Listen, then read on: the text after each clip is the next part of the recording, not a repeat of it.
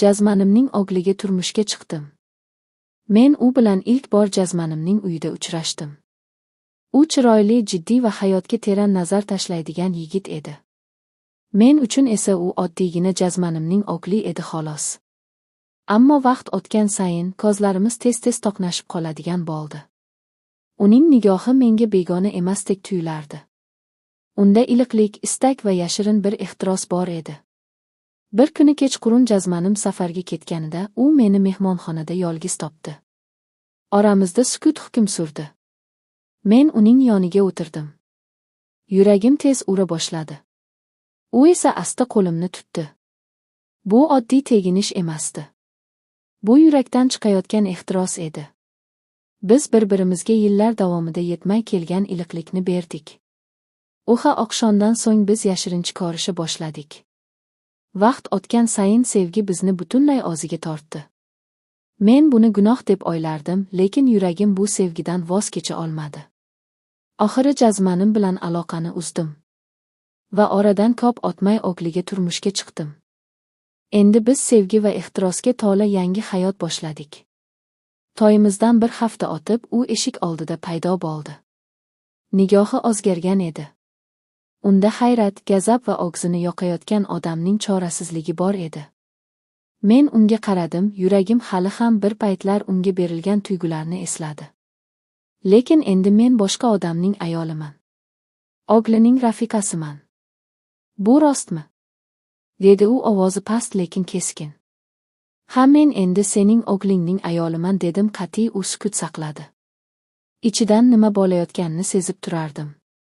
Bu hol unga og'ir edi. Lekin u meni hech qachon haqiqiy sevgi bilan sevmagan. Men esa farqini endi anglab yetdim. Eros bilan vaqt o'tkazish bu sevgi emas. Men seni yo'qotdimmi deb so'radi u nihoyat.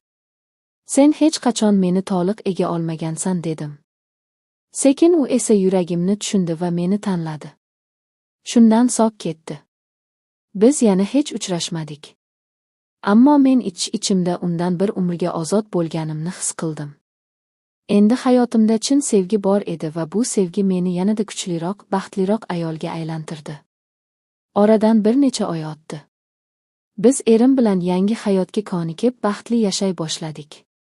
Ammo yuragimning bir chekkasida hanuz eski tanish, jazmanim uchun achinish aralash hislari bor edi.